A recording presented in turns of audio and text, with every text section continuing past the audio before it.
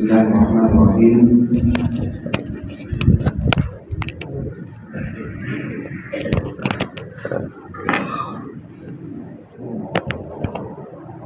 Bismillahirrahmanirrahim. Assalamualaikum warahmatullahi wabarakatuh. Innal hamdalillah nahmaduhu wa nasta'inuhu wa nastahdihi wa nastaghfiruh wa na'udzu billahi min syururi anfusina wa min sayyiati a'malina may yahdihillahu fala mudhillalah wa may yudlil fala hadiyalah. Asyhadu an la ilaha illallah wa asyhadu anna Muhammadan abduhu wa rasuluh. Allahumma salli wa sallim wa barik ala sayyidina Muhammad wa ala alihi wa ashabihi ajma'in. Rabbi shrah li sadri wa yassir li amri wahlul 'uqdatam min lisani yafqahu qawli. Rabbana zidna ilman warzuqna fahman birahmatika ya arhamar rahimin. Segala puji dan segenap rasa syukur marilah sama-sama kita panjatkan kehadirat Allah Subhanahu wa taala atas limpahan rahmat dan karunia-Nya kepada kita sehingga kita dapat menunaikan salat subuh secara berjamaah. Tanpa nikmat Allah Subhanahu wa taala dipastikan kita tidak akan ada di tempat ini. Mungkin kita sedang menikmati karena ada sebuah doa yang mungkin sering kita baca. Allahumma a'inna ala dzikrika wa syukrika wa husni ibadatik. Ya Allah, jadikan kami orang-orang yang selalu berzikir kepadamu, bersyukur kepadamu, dan kami menjadi orang-orang terbaik di antara umatmu, di antara hambamu. Jadi dari doa ini kita memahami bahwasanya ibadah yang kita lakukan bukan karena diri kita, tetapi justru karena bantuan Allah Subhanahu wa taala. Kita diminta melalui doa tersebut untuk tidak merasa jumawa bahwa ibadat karena lun lakukan, sembahyang memang karena usaha lun, tidak. Itu karena bantuan Allah Subhanahu wa taala. Maka tanpa adanya bantuan Allah Subhanahu wa taala, kita tidak akan mampu hadir di rumah Allah yang mulianya.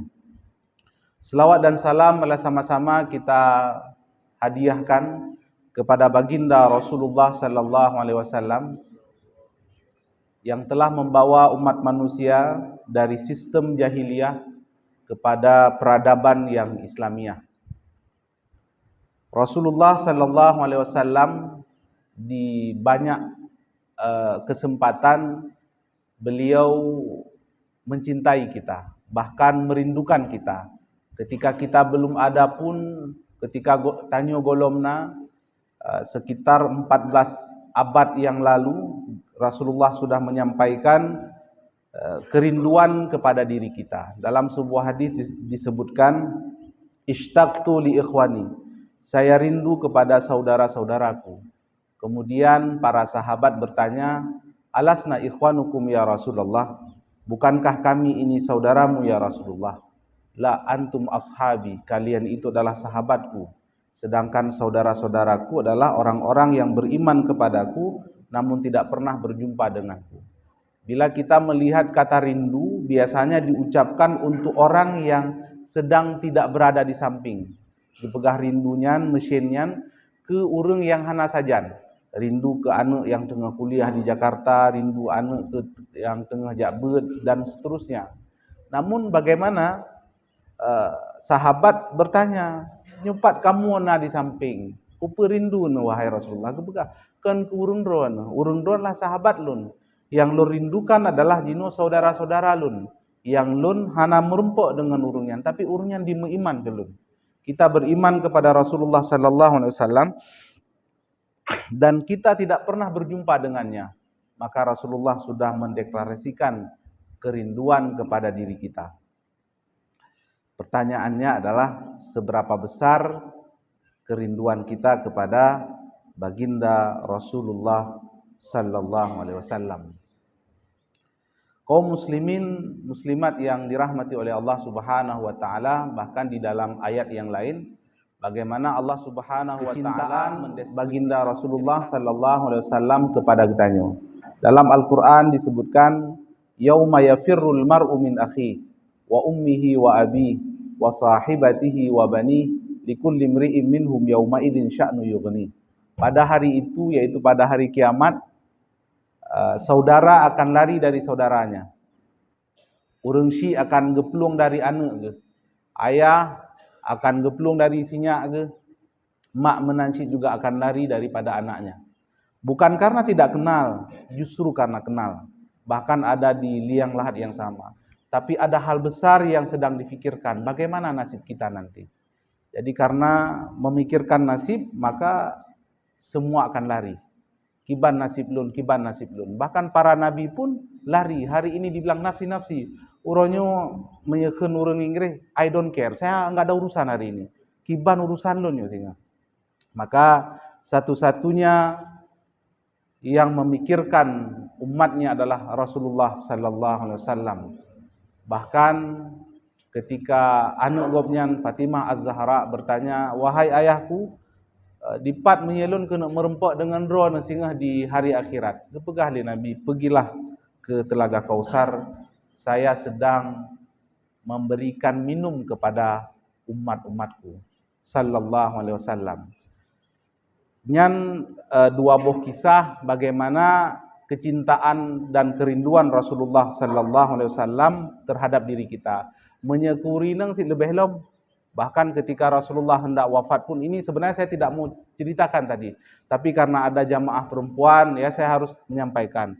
Bagaimana kecintaan dan kerinduan Rasulullah sallallahu alaihi wasallam kepada perempuan. Ketika Nabi hendak wafat, beliau berpesan kepada para sahabat, "Istausu bin nisa'i khair." Saya berpesan, saya berwasiat kepada kalian untuk memperlakukan perempuan dengan baik. Jadi Rasulullah hendak wafat itu yang dia ingat perempuan, bagaimana nasib perempuan nanti. Bahkan menyena urang yang mengatakan bahwa Islam ini agama yang mendiskreditkan perempuan, itu tidak benar. Islam itu sangat memuliakan perempuan. Nabi hendak wafat pun yang dia ingat perempuan. Istausu bin nisa'i khair. Saya berwasiat kepada kalian untuk memperlakukan perempuan dengan baik. Kaum muslimin, muslimat yang dirahmati oleh Allah Subhanahu wa taala, yang kami hormati, yang kamu hormati Abu Imam Syi, yang kami hormati pengurus Masjid Jabal Nur, dan yang kami hormati pengurus SMS, kaum muslimin, muslimat yang dirahmati oleh Allah Subhanahu wa taala.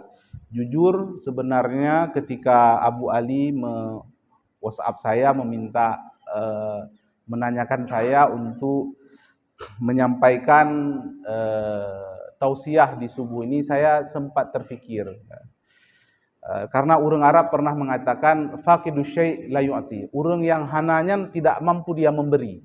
Menyeurang hana peng ke mungkin enggak juk peng ke gop. Jadi begitu juga saya mau menyampaikan apa? Karena ini sebuah amanah yang diminta, saya tentu saja harus menyampaikannya. Bahkan watelun tuan kalian di SMS ya disebutkan khadim SMS. Ini luar biasa. Mengingatkan saya ketika saya bertugas di Arab Saudi dulu. Raja Arab Saudi itu tidak disebut dengan raja atau apalah ya, disebutkan dengan khadim Haramain Syarifain, yaitu pelayan dua buah masjid yang dimuliakan. Jadi di SMS tidak menggunakan ketua SMS atau menggunakan kepala SMS, tapi yang digunakan istilah khadim. Bahkan menyatakan di dalam Islam, Rasulullah sallallahu alaihi wasallam berpegang, raisul qaum khadimuhum. Pemimpin saboh-saboh kaum adalah pelayan kaumnya. Maka SMS sudah memulainya. Ini luar biasa. Jadi trio SMS ya, ini sangat luar biasa. Jadi penggunaan istilah itu menunjukkan bagaimana layanannya kepada orang lain, bukan mereka yang ingin dilayani. Ini lun jujur harus menyampaikannya, karena waktu lun baca SMS-nya luar biasa. Kemudian yang ingin saya komentari juga, ketika tadi malam Abu Ali kirim alamat Jabal Nur. Karena luntuan baru di Luxmawe, Jadi sempat terfikir, apakah ini tempatnya di Krunggekuh? Oh, rupanya waktu saya lihat di tempat saya pulang Luntuan Wojak Semebut di Buluh, oh Jabal Nur. Dan luar biasa urang Aceh, dia memberikan nama sesuatu yang dekat dengan Mekah. Jadi cocok dengan Serambi Mekah.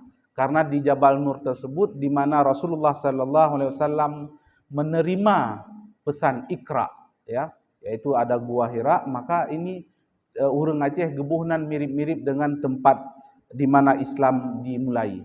Tapi mungkin urang Syiklun, kaum muslimin muslimat yang dirahmati oleh Allah Subhanahu wa taala, hari ini kita sudah agak sedikit bergeser dengan urung Tuhan Tayo Jamun. Karena ketika saya mengabsen di mahasiswa di kelas itu, ada nama-nama urang Aceh yang namanya itu bukan nama-nama Aceh, bukan nama-nama Islam, yang sudah agak jauh. Dan kadang-kadang saya menyebutkannya pun agak sedikit susah. Jadi bahkan ada sebuah ilmu namanya metakognitif. Kalau di dalam bahasa Arab disebut dengan al-idrak haulal idrak. Jadi untuk mengetahui pikiran orang, lihat saja apa yang dia ucapkan. Menyekena tanya kalian pikiran urang, kalian manteng nan anu yang gebuh. Anu yang gebuh nan Islam, berarti dia itu dekat dengan agama. Urang Aceh zaman gebuh nan anu Usman, Ali dan seterusnya. Hari ini kita sudah jauh, berarti orang dapat berpikir nyo urungnya agak jauh dengan agama karena nama yang dia berikan itu agak jauh. Maka ini sangat luar biasa ketika saya membaca Masjid Jabal Nur ini dekat, berarti dekat dengan agama orang. Ya. Maka ini menjadi heran saya dalam beberapa waktu belakangan ini, karena urang Aceh kagak puju dengan nilai-nilai Islam. Bahkan menyatakan saboh survei di London, di Inggris, urang London dipegah, bayi-bayi yang lahir di rumah sakit di London, bukan nan William, bukan nan Ronnie, justru yang banyak lahir bayi bernama Muhammad atau Ahmad. Justru bakgobnya Islam datang berduyun-duyun. Sedangkan kita tinggalkan ajaran ini. Kaum muslimin, muslimat yang dirahmati oleh Allah Subhanahu wa taala, maka Rasulullah sallallahu alaihi wasallam pernah menyampaikan, la yablughanna hadzal dinu ma balagha lail wan nahar. Agama ini akan sampai kepada manusia selama siang dan malam menjangkau mereka. Maka hari ini di Liverpool, di kota kecil manapun ada Islam. Tapi semoga Islam yang ada di Aceh, ya, jangan sampai terjadi seperti Islam yang ada di Andalusia. Orang akan bercerita, zaman Islam di Aceh luar biasa, ya, tapi sekarang ya sudah tiada. Karena apa kan kita bisa melihat daripada clue-nya sudah nampak, urang Aceh sudah agak jauh daripada penamaan itu. Maka kita kembali sajalah kepada orang-orang tua kita yang memberikan nama anaknya, nama tempat-tempat dengan yang Islami. Kaum muslimin muslimat yang dirahmati oleh Allah Subhanahu wa taala, saya juga berpikir saya akan menyampaikan tema apa hari ini. Ya, karena tentu saja tema yang disampaikan harus sesuai dengan kejadian atau peristiwa yang akan terjadi atau yang sedang terjadi di dalam beberapa waktu atau yang akan datang. Namun sebelum kita masuk kepada tema, saya ingin menyampaikan bahwasanya Rasulullah sallallahu alaihi wasallam pernah bersabda, "Man shalat subhi fil jamaah fi zimmatillah." Barang siapa yang salat subuh berjamaah di bawah naungan dan jaminan Allah Subhanahu wa taala. Semoga kita semua yang ada di tempat ini dilindungi dan diberikan jaminan oleh Allah Subhanahu wa taala.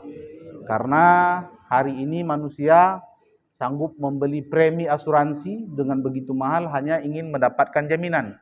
Padahal Allah Subhanahu wa taala menjamin kita hanya dengan salat subuh berjamaah. Ini luar biasa. Bahkan di dalam hadis yang lain Rasulullah sallallahu alaihi wasallam berpesan, "Man salal bardain dakhalal jannah."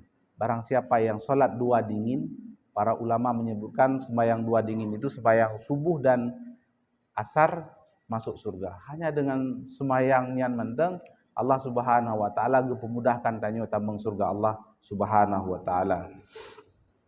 Dan harus diyakini bahwasanya surga yang Allah berikan kepada kita itu lebih indah daripada yang disampaikan di dalam Al-Quran. Bukan berarti Al-Quran tidak mampu menyampaikan keindahan surga yang sesungguhnya, akan tetapi Al-Quran menurunkan levelnya untuk manusia memahami bagaimana surga. Maka Al-Quran berpegang jannatin tajri min tahtihal anhar, surga yang mengalir di bawahnya air. Padahal jauh lebih indah daripada yang disampaikan di dalam Al-Quran. Bahkan sebagaimana kita sampaikan tadi, agar manusia ini memahami. Bahkan Rasulullah sallallahu alaihi wasallam berpesan, khatibun nas ala qadri uqulihim. Berbicara dengan manusia dengan kadar kemampuan mereka untuk memahami. Oleh karena itu Al-Quran dia menyampaikan dengan bahasa, dengan redaksi yang dipahami oleh manusia. Kaum muslimin, muslimat, urung syi'lun yang dirahmati oleh Allah Subhanahu wa taala, karena kita tidak akan lama lagi akan menyambut Maulid Rasulullah sallallahu alaihi wasallam. Mungkin kurang dari 2 minggu lagi, kalau saya tidak salah, saya lihat kalender di rumah, mungkin kalau salah saya ucapkan berarti kalender itu yang salah ya. Berarti kita kurang dari 2 minggu lagi kita akan merayakan Maulid Rasulullah sallallahu alaihi wasallam.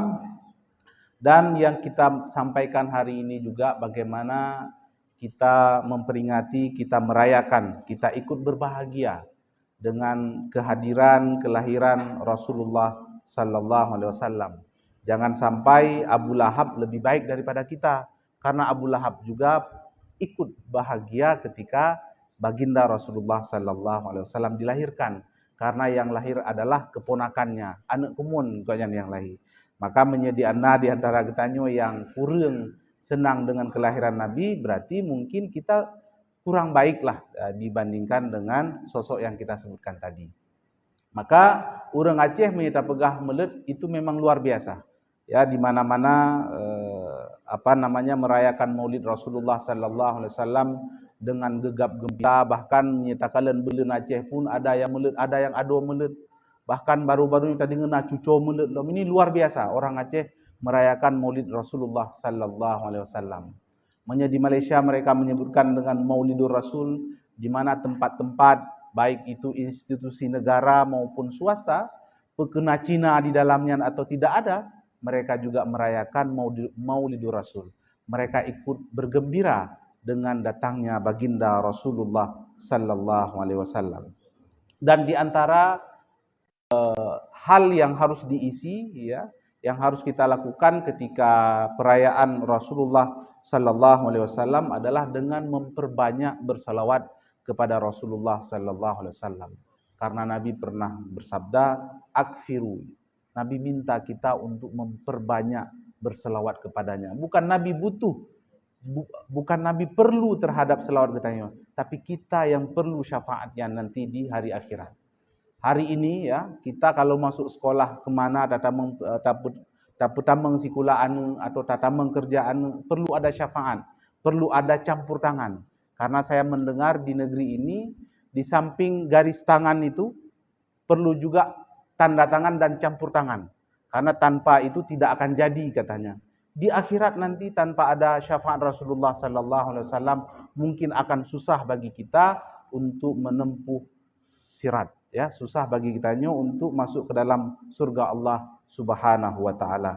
Maka kita diminta untuk memperbanyak berselawat kepada baginda Rasulullah sallallahu alaihi wasallam. Allah Subhanahu wa taala berfirman di dalam Al-Qur'an, "Innallaha wa malaikatahu yusalluna 'alan nabi. Ya ayyuhalladzina amanu sallu 'alaihi wa sallimu taslima." Allah dan para malaikat berselawat kepada Nabi. Wahai orang-orang beriman, berselawatlah kepada baginda Rasulullah sallallahu alaihi wasallam. Banyak perintah yang lain yang disebutkan di dalam Al-Quran, tapi tidak dimulai dengan Allah dan para malaikat melakukannya terdahulu.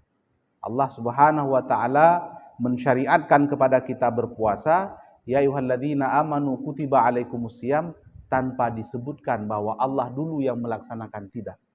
Ketika Allah Subhanahu wa taala mensyariatkan kepada kita salat, tidak disebutkan Allah dan para malaikat memulainya dulu, tapi ketika menyebutkan selawat kepada Rasulullah sallallahu alaihi wasallam, Allah memulai dengan dirinya dan para malaikatnya. Ini luar biasa bagaimana kedudukan selawat bagi kita umat Islam. Karena Allah memulai dengan dirinya dan para malaikatnya. Maka hari ini menyenangkannya yang alergi dengan berselawat kepada Rasulullah sallallahu alaihi wasallam, kembali kita untuk membaca ayat ini. Bahkan di dalam hadis yang lain disebutkan bahwasanya barang siapa yang berselawat kepada Rasulullah sekali akan dibalas dengan 10 kali. Siga tamu selawat, Allah akan dibalas ketanyo ke 10 kali. Begitu juga disebutkan orang yang paling kikir, urang yang paling krit, ya, adalah orang-orang yang mendengar nama baginda Rasulullah sallallahu alaihi wasallam disebutkan namun dia tidak mengucapkan selawat kepadanya sallallahu alaihi wasallam. Kaum muslimin muslimat yang dirahmati oleh Allah Subhanahu wa taala, hal yang pertama harus diisi di dalam getanyo memperingati Maulid Rasulullah sallallahu alaihi wasallam adalah dengan memperbanyak selawat kepada baginda Rasulullah sallallahu alaihi wasallam. Yang kedua, yang perlu getanyo lakukan di hari ini karena kita sudah jauh daripada pemahaman terhadap baginda Rasulullah sallallahu alaihi wasallam adalah dengan membaca sirah perjuangan Rasulullah sallallahu alaihi wasallam. Bagaimana Rasulullah sallallahu alaihi wasallam ketika kecil, bagaimana Nabi ketika dewasa, bagaimana ketika Nabi diangkat menjadi Rasul, ya, bahkan pergi menyendiri, bagaimana Rasulullah pergi ke Taif, beliau dihina, dilempari dan seterusnya. Menyegetannya tak sadari bahwa begitu besarnya perjuangan Nabi kepada kita hari ini. Maka sejatinya kita mendekatkan diri dengan Rasulullah dengan membaca sirahnya. Bek Nabi temandeng hanadaturi, sedangkan tokoh-tokoh lain kita kenal. Bahkan Rasulullah kepegah di dalam sebuah hadis, Anda itu atau kalian itu nanti di hari akhirat dengan orang yang Anda cintai. Menyintai atau cinta kepada Nabi dengan membaca sirah-sirahnya, maka kita akan bersama Rasulullah sallallahu alaihi wasallam. Betapa bahagianya kita menyena bak sabu acara duduk di kursi VVIP. Kita duduk dengan para pejabat, bahagianya kita. Bahkan tak selfie kita bisa duduk dengan mereka. Tak bayangkan kita di hari akhirat dekat dengan Rasulullah, tayo gepuduk saja Nabi diceritakan kepada orang lain, ya. Maka ini tidak akan kita dapatkan kalau kita tidak mempelajari sirah Rasulullah sallallahu alaihi wasallam sehingga kita mencintai Rasulullah sallallahu alaihi wasallam. Menyegetannya tak baca sirah Rasulullah, bagaimana Rasulullah itu mengirim surat. Sudah dari dulu sudah ada pengiriman surat, ya. Nabi kirim surat kepada penguasa Mesir di Iskandariah, di Alexandria ketika itu. Kirim surat Bismillahirrahmanirrahim min Muhammad Rasulillah ila Muqawqis al-Misr. Jadi dengan nama Allah yang Maha Pengasih lagi Maha Penyayang kepada Muqawqis, pemimpin Mesir. Jadi Mesir luar biasa ketika itu dikirim surat oleh Rasulullah sallallahu alaihi wasallam. Suratnya sangat singkat. Aslim taslam yu'tikallahu ajra marratain. Nama iman ron wahai hakim Mesir, engkau akan selamat dan Allah akan lebih keron 2 buah pahala.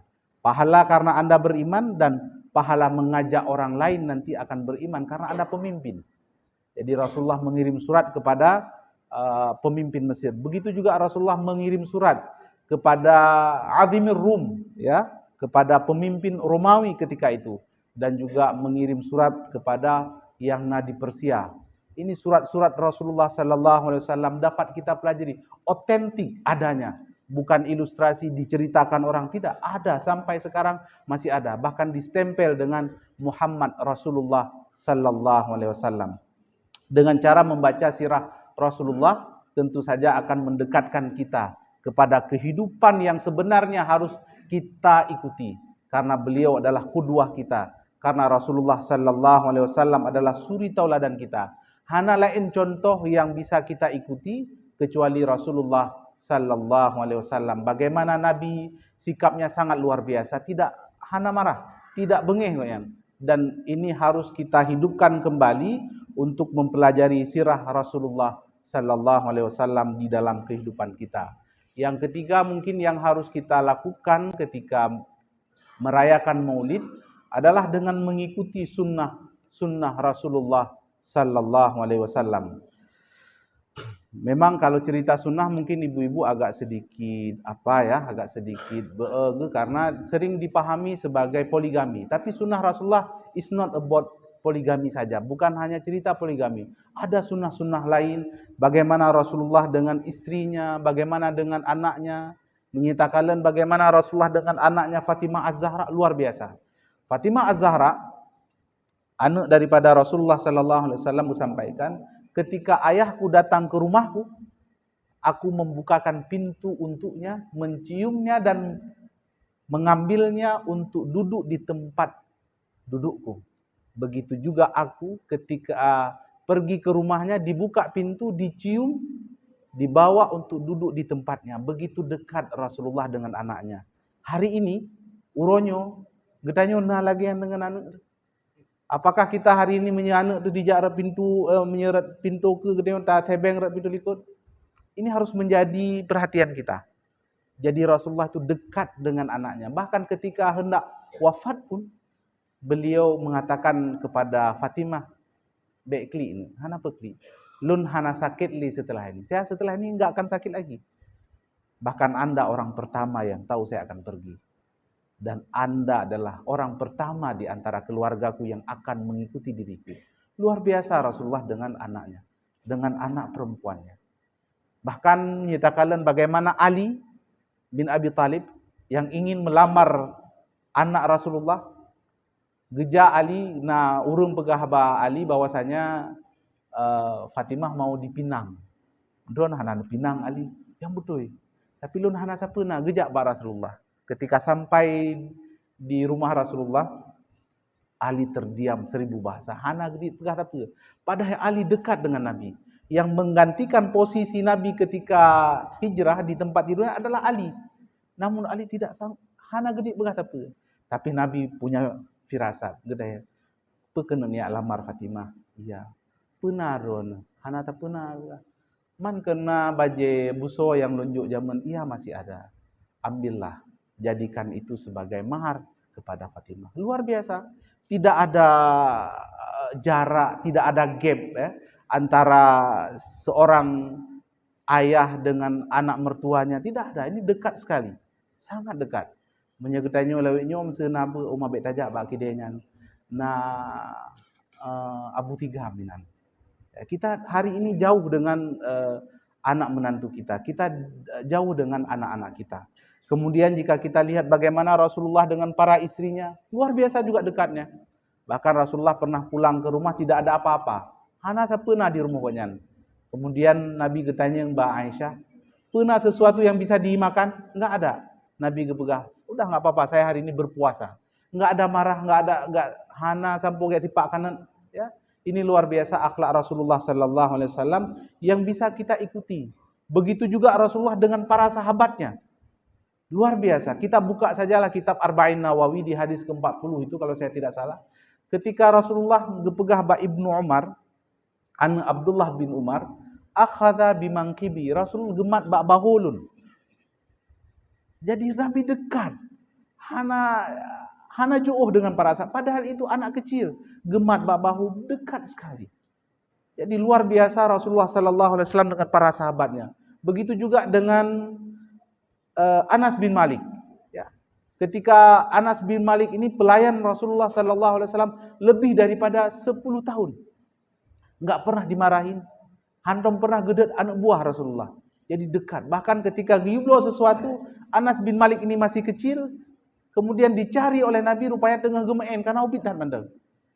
Gekan iya Unais, wahai Unais, panggilan mesra. Tidak marah Rasulullah sallallahu alaihi wasallam kepada Anas bin Malik. Inilah sunnah-sunnah Rasulullah sallallahu alaihi wasallam dengan keluarganya, dengan sahabatnya, dengan anaknya dan juga dengan tetangga-tetangganya. Bahkan dalam sebuah hadis Rasulullah sallallahu alaihi wasallam berpesan, la yu'min ahadukum malam ya'man jarahu. Kita ini tidak beriman kalau getanyo hanata peget aman tetangga ada. Hari ini kita lihat bukan untuk mengukur orang lain, tapi mengukur diri kita. Naamanhan tetangga kita dengan kehadiran kita. Kaum muslimin, muslimat yang dirahmati oleh Allah Subhanahu wa taala, yang terakhir yang ingin saya sampaikan adalah bagaimana kita menceritakan kisah-kisah Rasulullah sallallahu alaihi wasallam kepada orang lain, ya, kepada anak kita. Hari ini jika kita mendengar cerita Rasulullah sallallahu alaihi wasallam dari non-muslim, mereka akan bertanya, dia orang yang banyak istri ya? Orang akan bertanya demikian. Dia orang yang nikah dengan anak kecil ya? Jadi Rasulullah sallallahu alaihi wasallam dipersepsikan hal-hal yang negatif. Salah siapa? Salah kita sebagai umat Islam yang tidak menceritakan realita Rasulullah sallallahu alaihi wasallam kepada orang lain. Sehingga orang lain ketika bercerita tentang Rasulullah icok laba. Dicok untung mereka bahwa menceritakan hal-hal yang jelek tentang Rasulullah sallallahu alaihi wasallam. Tapi bagaimana Rasulullah dekat dengan orang yang non-muslim pun tidak pernah diceritakan. Bahkan sabuh kejadian Rasulullah diberikan boh limo yang masam li urang inang Yahudi. Nabi makan dengan begitu lahapnya dan hana gejuk kepada para sahabat. Sehingga sahabat bertanya, "Ya Rasulullah, biasa yang sekecil apapun engkau akan berikan kepada kami. Ini engkau makan sendiri. Kenapa ya Rasulullah?" Nabi menjawab, "Saya tidak ingin Anda makan di depan perempuan itu dengan bermuka masam, sehingga akan membuat mereka kecewa, membuat perempuan itu kecewa." Segitu halusnya Rasulullah sallallahu alaihi wasallam dalam menjaga perasaan orang. Namun hari ini tidak demikian. Ketika kita baca buku-buku yang dikarang liurungkeun Islam, diceritakan tentang Rasulullah, kita mendapati hal-hal bohong yang mereka sampaikan. Kita tidak bisa menyalahkan mereka 100% karena ada peran kita yang tidak kita lakukan. Kenapa bukan kita yang menceritakan tentang Rasulullah sallallahu alaihi wasallam? Karena menyegop cerita sesuatu pasti dicok laba. Beju dah pegah. Sini baca lawitnya buku-buku tamang Islam Indonesia. Ada orang-orang yang mengisahkan Islam masuk ke Indonesia ini lewat Demak. Pertanyaannya adalah, di mana peran Pasai? Di peran Urang Aceh. Bahkan Urang Aceh sudah tidak mau menceritakan itu lagi. Urang Aceh sudah tidak mau menulis tentang itu lagi. Ketika ditulis legop, ya gop dicok laba. Tak salah lah gop. Tapi menyatakan, memang awalnya galak cok laba. Enggak. Karena kita tidak menulis itu. Karena kita tidak melakoni peran itu. Maka ketika gop ditulis Islam masuk ke Indonesia, kehanale peran Urang Aceh. 4 posisi Malikus Saleh. Di mana perannya? Enggak ada lagi. Salah siapa? Teh hanajib 1% tatunya gop. Tapi na peran roh tu yang kita tidak mainkan. Kenapa kita tidak menulis yang lebih banyak? Kita menceritakan itu kepada orang lain. Begitu juga bagaimana kita menceritakan sirah Rasulullah sallallahu alaihi wasallam kepada anak-anak kita. Hari ini anak gedanyo dia ada superhero-nya yang dia yang dia impikan. I want to be Batman, I want to be Spiderman. Saya ingin jadi Spiderman, saya ingin jadi Batman. Kenapa tidak disampaikan? Saya ingin jadi seperti Rasulullah. Saya ingin jadi seperti Muaz bin Jabal. Saya ingin seperti jadi Hamzah. Enggak ada lagi. Karena apa? Kan yang dia dengar adalah cerita-cerita yang di luar Islami. Maka hari ini kaum muslimin, bagaimana kita menceritakan itu kepada anak-anak kita? Kita mungkin pernah mendengar Ummu Sulaim, mak daripada Anas bin Malik, yang menceritakan sosok Rasulullah kepada anaknya. Bahkan ketika Rasulullah pergi hijrah ke Madinah, yang dinanti oleh Anas bin Malik adalah, mana Rasulullah, mana Rasulullah.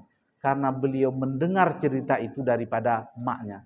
Hari ini marilah kita kembali menceritakan Rasulullah kepada anak-anak kita, dan kita mengiklankan, mengkampanyekan Rasulullah sallallahu alaihi wasallam kepada saudara-saudara kita, baik yang muslim dan non-muslim, sehingga mereka akan mendapati begitu luar biasanya sosok Rasulullah sallallahu alaihi wasallam. Kaum muslimin, muslimat yang dirahmati oleh Allah Subhanahu wa taala, saya tidak ingin memperpanjang kalam karena saya diberikan waktu yang singkat, dan saya minta maaf kalau apa yang saya sampaikan menyena yang lu sampaikan, na yang salah kurung-kurung lebih, dan tuan laki maaf, dan terima kasih kepada urang syi'lun kaum muslimin muslimat yang dirahmati oleh Allah Subhanahu wa taala. Assalamualaikum warahmatullahi wabarakatuh.